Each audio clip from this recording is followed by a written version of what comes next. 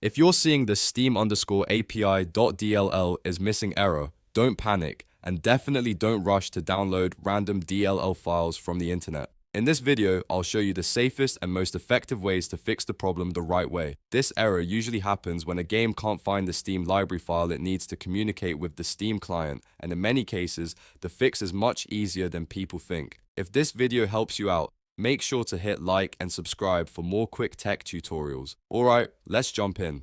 The first and most important fix is to verify the integrity of your game files in Steam. This is usually the best place to start because Steam can detect missing or damaged files and automatically re-download the official version for you.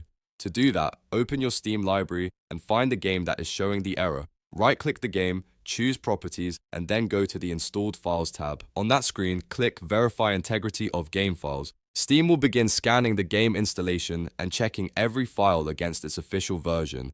This may take a few minutes depending on the size of the game and the speed of your drive, so let it finish completely.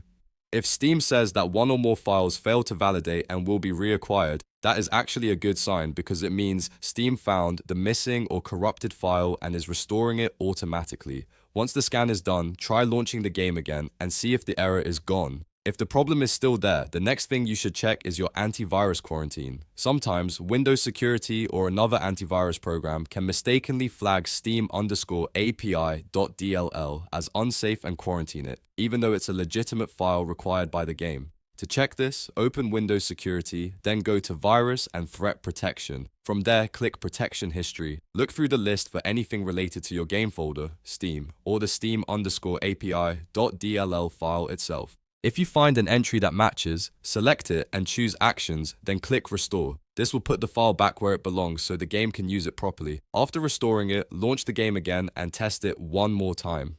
Now, if the error is happening across multiple games, or if Steam itself seems to be missing the file from its own system folders, then the issue may be with your Steam installation rather than just one game. In that case, the best solution is to reinstall Steam.